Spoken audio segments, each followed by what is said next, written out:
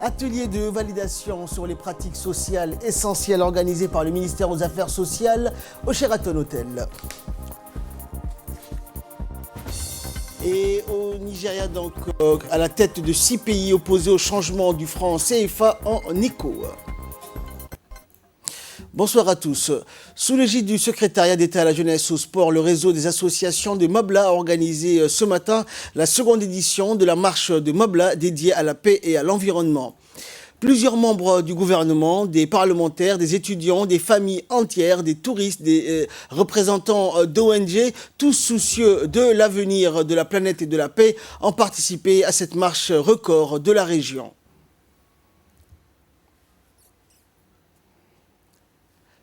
Darda Dabba à l'école de Me'deho, les randonneurs ont pu admirer le cadre magnifique qu'offre cette région avec sa verdure, des montagnes et surtout de l'herbe à perte de vue. Et participant en tant que premier responsable, le secrétaire d'État à la jeunesse et au sport, Hassan Mohamed Kami, n'a pas manqué de féliciter d'abord l'association qui a effectué un travail remarquable, la RAM, tout en l'encourageant de préserver cette tradition. Et de son côté, il a promis que son département serait toujours le premier sur le terrain pour l'épauler et faire progresser toute association de battants et militants pour la bonne cause.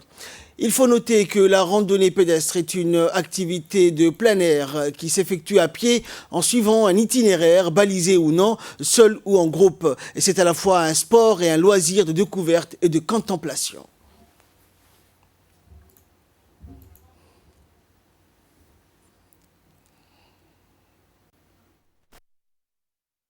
La population de Mobla a accueilli, comme vous le voyez, cet événement avec ferveur et joie. Toutefois, la jeunesse de Mobla qui a entrepris une telle initiative se sont satisfaites de l'organisation de l'événement et l'écho que cela a produit sur le plan national, régional et même international avec des messages d'encouragement qui nous sont venus de la diaspora et des natifs qui s'en réjouissent. Les buts de cette marche sont divers et diversifiés. Nous marchons pour prouver que la région de Mobla et sa population sont prêtes à accueillir les projets de tout genre et des infrastructures à l'instar des autres régions du pays. Nous déclarons par cette marche que Mobla n'est pas et ne sera pas à la marge du développement. Je profite de l'occasion pour lancer un appel solennel à tous les bonnes volontés, aux instances nationales et internationales, que notre région, que nous nous faisons découvrir dans toute sa splendeur, est prête désormais à accueillir des projets de développement durable. La région de Mobla est le grenier du pays que l'on ignore jusqu'à présent. Nous valorisons par cette marche ses atouts touristiques, géographiques et agricoles. Mesdames et messieurs les parlementaires, mesdames et messieurs les membres du gouvernement, Mobla vous attend. Et de son côté, le secrétaire d'État à la jeunesse et au sport, Hassan Mohamed Kamil, s'est réjoui de l'organisation de cette marche et a remercié tous les participants.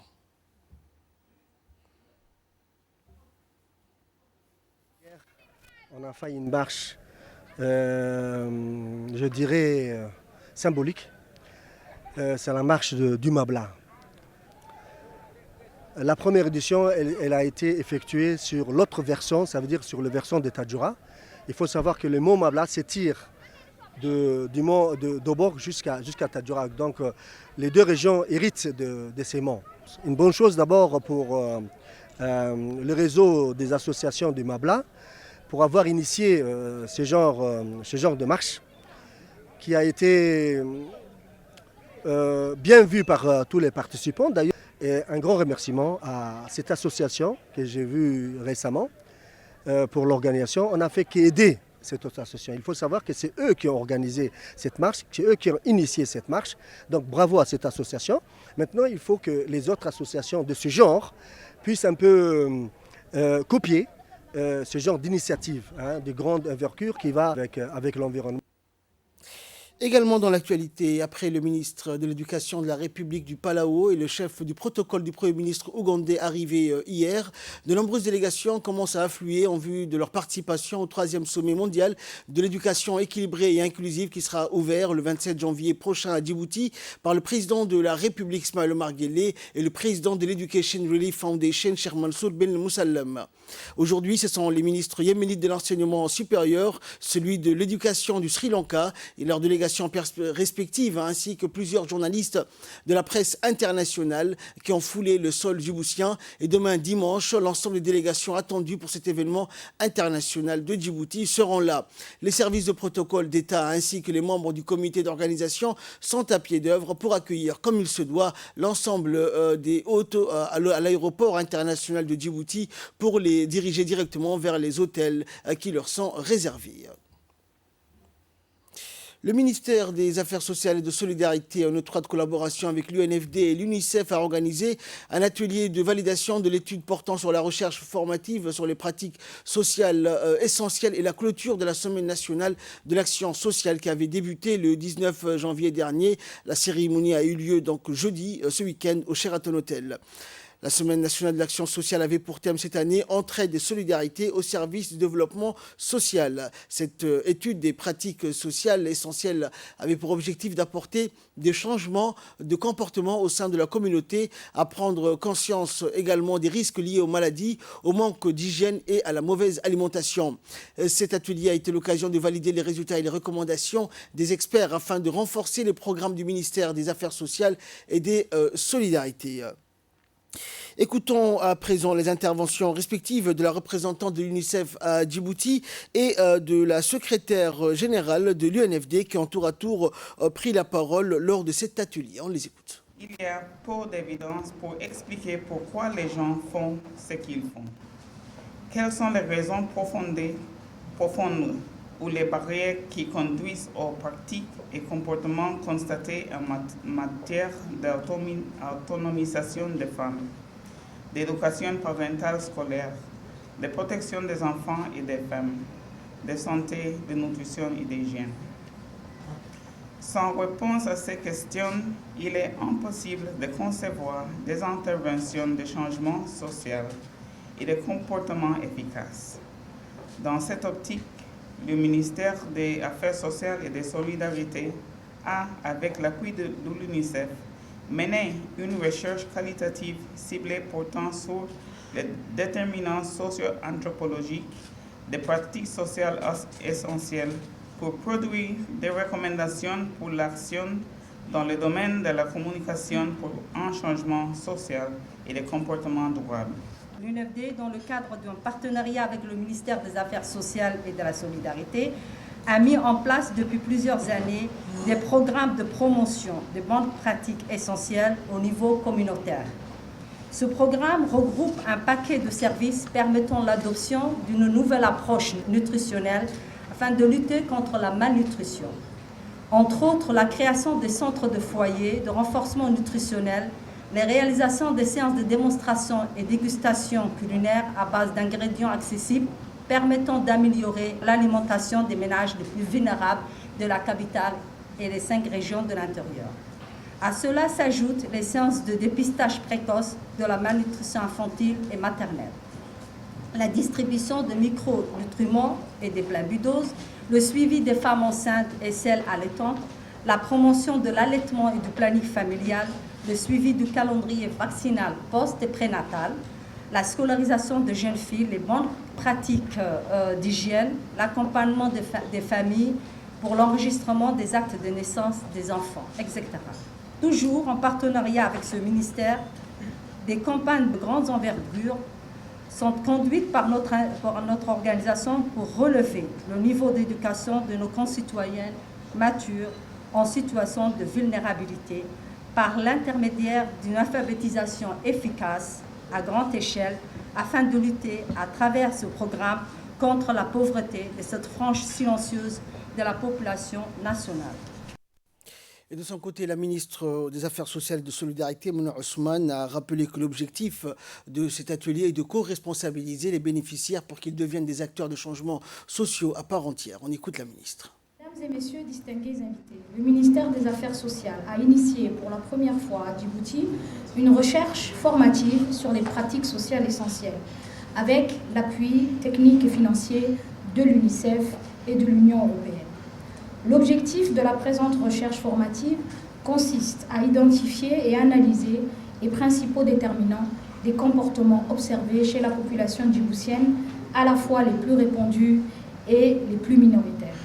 En réalisant cette étude, le gouvernement, à travers le MAS, souhaite promouvoir l'adoption de bonnes pratiques en matière de santé, de nutrition, d'hygiène, de protection des populations, de l'idée d'autonomisation des femmes, de l'éducation scolaire parentale, de l'engagement et l'estime de soi pour une meilleure connaissance des déterminants comportementaux.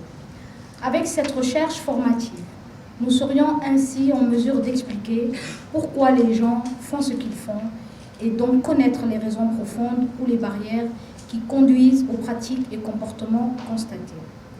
C'est bien plus que l'enjeu d'une recherche formative ou celui d'un projet ou d'un programme qui nous réunit aujourd'hui, c'est le défi d'une société tout entière. S'il faut avoir le sens de responsabilité, je suis convaincue qu'il faut aussi avoir le sens de l'observation et de regarder en face le Djibouti d'hier, d'aujourd'hui et de demain.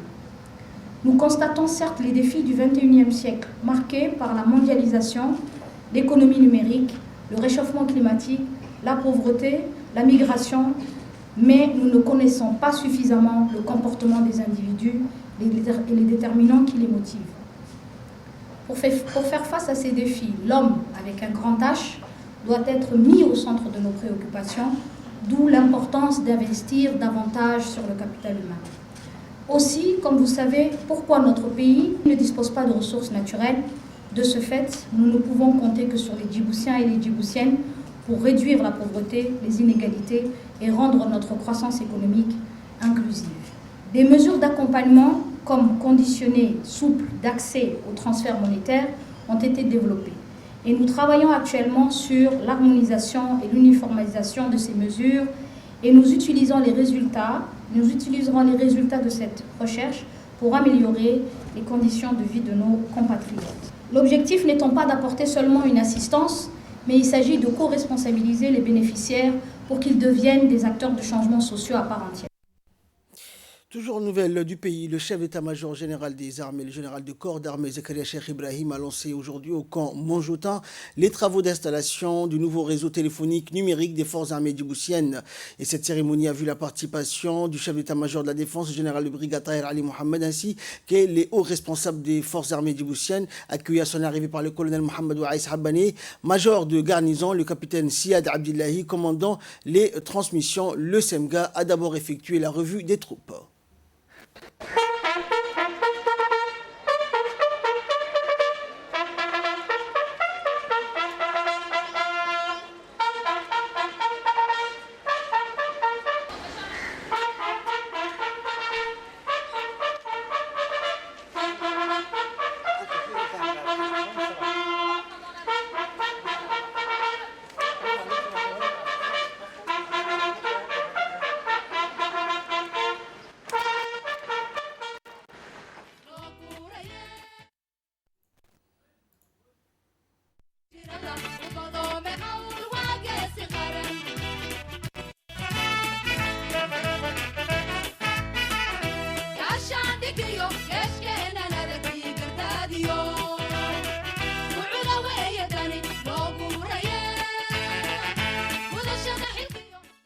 Par la suite, le général Zakaria Cheikh Ibrahim a assisté à une présentation du projet concernant l'architecture, les multiples régiments connectés et son utilisation.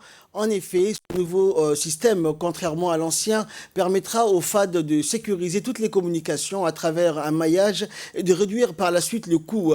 Il permettra aussi de connecter l'ensemble des régiments des FAD déployés sur tout le territoire de la République tout en délivrant une communication à temps.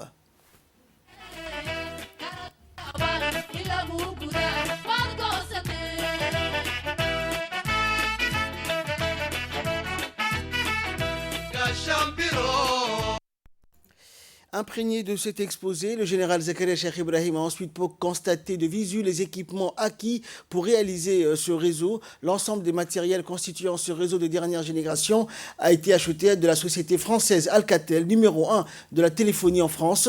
Ces matériels se composent des autocommunicateurs et des autocommutateurs et des liens hertziens numériques et permettront le maillage du réseau. Tous ces matériels ne dureront pas s'il n'existe pas une infrastructure permettant de les maintenir en opération. C'est dans ce cadre qu'un magasin de stockage adéquat des pièces de réchange a été construit dont le SEMGAD a pu découvrir les différentes installations. La cérémonie de lancement des travaux du nouveau réseau téléphonique numérique des forces armées djiboutiennes s'est clôturée par un buffet offert par le commandement militaire dans une ambiance sereine et bon enfant.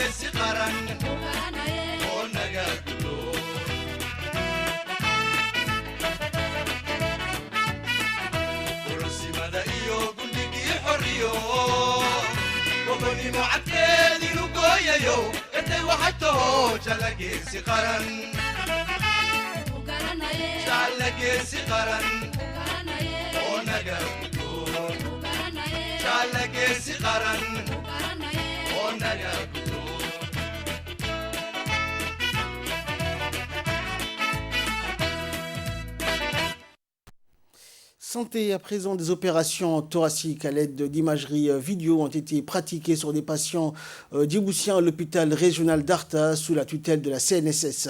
Ces opérations ont été réalisées par des chirurgiens et professeurs agrégés espagnols et marocains, Dr Diogo González, Dr Souhail Boubia et Dr Hicham Al-Atar ces 3 derniers jours. Il est à noter que le Dr Diogo González est l'inventeur de cette méthode chirurgicale grâce à une technique innovatrice qui consiste à une chirurgie mini-invasive sans ouvrir la cage thoracique. On perfore le corps en effectuant un seul orifice pour traiter des maladies qui touchent entre autres le poumon telles que les kystes ou encore les tumeurs. Sans pratiquer de larges incisions, cette technique permet de réduire les risques opératoires pour le patient puisque les instruments et la caméra sont introduits à travers des petites incisions et des orifices. La caméra sert à visualiser le champ opératoire afin de guider l'intervention du chirurgien. Diego, ainsi que son élève qui est aussi professeur Boubia Souhail, qui est marocain, avec qui j'ai fait ma médecine générale au Maroc. Et grâce à ce professeur Boubia marocain, on a pu établir le contact, programmer depuis 6 mois la possibilité de trouver une opportunité de faire venir le professeur González et son élève à Djibouti même, où ils ont amené le matériel nécessaire pour cette intervention. Et nous avons préparé un plateau technique adéquat pour pouvoir réaliser dans de meilleures conditions et avec une possibilité de pouvoir transmettre localement cette technique pour pouvoir après devenir autonome sur le plan chirurgical. Écoutons à présent les explications concernant ces opérations chirurgicales du docteur Souhail Boubia. J'ai une histoire avec la Djibouti. Au fait, le docteur Elias, qui est chirurgien ici, était chez nous au Maroc. C'est un grand ami, on a fait toutes nos études médicales ensemble. C'est quelqu'un qui est très stimulé pour avancer au niveau des nouvelles technologies et des nouvelles techniques chirurgicales. Et de ce fait, Djibouti est comme aussi mon deuxième pays. À l'hôpital d'Arta, on a trouvé tous les moyens techniques pour faire ça, grâce à l'équipement que vous avez de haute technologie, avec la vidéo qui est là, la colonne qui est là, le matériel qui est là. Et je pense que dorénavant, dans cet hôpital, ces interventions seront faites également par d'autres chirurgiens djiboutiens, vu le matériel que vous avez. Bien sûr, je compte bien revenir en Djibouti. Ce n'est que la première fois qu'on est venu. Et je pense avec mon ami Hicham qui est anatomopathologiste et monsieur Elias d'ici de Djibouti et le docteur Diego Rivas qui est expert d'Espagne, qu'on compte déjà, on a presque mis les dates pour revenir ici en Djibouti. Le conseil régional de la région d'Ali Sabi, en partenariat avec le secrétariat d'État à la jeunesse et au sport et la préfecture, la fédération djiboutienne de pétanque a lancé hier la 3e édition trophée de pétanque nommé Aous Damer. Et au total, 32 équipes se sont inscrites pour le tournoi Aous Damer, 14 équipes d'Ali Sabi et 18 venues de la capitale. Trophée Aous Damer, tournoi de pétanque en l'honneur à cette plante très prisée pour son goût menthe au thé et son apport thérapeutique au niveau des reins, très connu notamment dans la région Assadiogo. Le coup d'envoi de ce tournoi pétanque a été donné par le président du conseil régional d'Ali Sabi, Omar Ahmed Ouaïs, en présence des parlementaires de la région et du chef de corps de l'armée Bias et du directeur général de la société djiboutienne de chemin de fer. La cérémonie du trophée du tournoi pétanque Aous Damer s'est déroulée devant le siège du conseil régional hier après-midi et la cérémonie de récompense s'est tenue en présence du ministre de la Santé, Mohamed Ouarsama Diriye, et du président du conseil régional d'Ali Sabi et du président de la fédération de pétanque et du représentant du secrétariat d'État à la jeunesse et au sport. Et après Ali Sabi, direction Obok, donc dans le cadre de la mise en œuvre du projet de renforcement des moyens de subsistance et de réduction de la vulnérabilité des communautés pastorales en République de Djibouti, il a été procédé ce week-end à la remise de 15 congélateurs solaires aux femmes de la localité de Korangar, située à 55 km au nord du chef-lieu de la région. Cette action est le fruit de la coopération entre le gouvernement djiboutien et la Banque islamique de développement et intervenant dans ce village. Cette remise de congélateurs solaires s'inscrit dans le cadre de la création d'activités génératrices de revenus dans sa composante développement communautaire et de renforcement des capacités des populations bénéficiaires, en particulier les femmes. Et enfin, page nécrologie pour clore l'actualité nationale. C'est avec une profonde tristesse que le ministre des Affaires musulmanes, de la Culture et des Biens Warf a adressé ses vives condoléances. Ses condoléances les plus attristées à l'ensemble du personnel du ministère et des artistes nationaux qui eux aussi ont adressé leurs condoléances suite au décès de l'artiste Daoud Ali Mashaf et de Ibrahim Mohamed Suleiman Ibrahim B, connu donc Ibrahim B. Le premier, Daoud Ali Mashaf, est décédé à Jigjiga, région Somalie de l'Éthiopie, était un conseiller artistique à l'IDA. Il était un artiste, chanteur et compositeur, figure emblématique du paysage artistique national, également très apprécié de tous ses compatriotes. Il est né en 1944 à Djibouti. Le défunt Ibrahim Mohamed Suleiman Ibrahim B était quant à lui un artiste, chanteur, musicien et compositeur. Il débute sa carrière en 1965. Il laisse derrière lui 5 enfants. Connus pour leur talent de musiciens hors pair, les deux défunts, Ibrahim Mohamed Suleiman et Daoud Ali Mashaf, tous les deux ont marqué donc les décennies de l'histoire de la musique djiboutienne. Puisse le Tout-Puissant les accueillir dans son paradis éternel. Inna lillahi wa inna ilayhi raj'un. Dans l'actualité internationale à présent, invasion de criquets en Afrique de l'Est. La sécurité alimentaire est menacée. C'est une invasion de criquets comme l'Afrique de l'Est n'en avait pas connu depuis 25 ans. Le Kenya, l'Éthiopie, la Somalie et Djibouti sont envahis par des dizaines de milliards de ces insectes particulièrement voraces lorsqu'ils se déplacent en groupe, chaque essaim formant des nuages impressionnants de la taille pour certains du Luxembourg. Des avions répandent des pesticides pour venir à bout de ces criquets pèlerins qui se reproduisent très rapidement et sont capables en une journée de parcourir une centaine de kilomètres. Ils pourraient menacer d'ici peu d'autres régions dont le Soudan du Sud et l'Ouganda. Les experts voient à travers ce phénomène un nouveau signe inquiétant des dérèglements climatiques. L'Afrique de l'Est a connu en 2019 des épisodes extrêmes, une sécheresse intense puis de fortes pluies qui ont entraîné des inondations. Et enfin, le Nigeria est à la tête de 6 pays, est opposé au changement du franc CFA en écho. La suite dans ses commentaires. Membres du Conseil de convergence de la zone monétaire ouest-africaine ont noté avec préoccupation l'annonce du 21 décembre de renommer unilatéralement le franc CFA utilisé par 8 pays en éco d'ici 2020. Cette décision n'est pas conforme au plan du bloc régional de la CEDEAO. Adopter une monnaie unique également appelée ECO, ils ont déclaré dans un communiqué publié à l'issue de discussions dans la capitale nigérienne Abuja. Ils ont appelé à un sommet extraordinaire pour discuter de cette question et d'autres questions connexes. La réprimande est intervenue après une annonce majeure qui visait à tourner la page sur la connexion perçue du franc CFA à l'époque coloniale. La monnaie a longtemps été attaquée comme une réplique coloniale créée par la France en 1945. Elle est adossée à des réserves détenues à la Banque de France à Paris. L'annonce de Macron et Ouattara n'a pas précisé comment le changement s'inscrirait dans le plan de la communauté économique des États d'Afrique de l'Ouest. L'année dernière, le bloc de 15 pays s'est fixé pour objectif de créer une monnaie unique, également appelée ECO en 2020. 8 pays de la CEDEAO utilisent le franc CFA, mais l'économie de l'ensemble est dominée par le Nigeria et leurs critères monétaires essentiels pour une transition en douceur vers une monnaie unique sont très divergents. Fin de cette édition. Merci pour votre très aimable attention. Excellente soirée sur Télé Djibouti.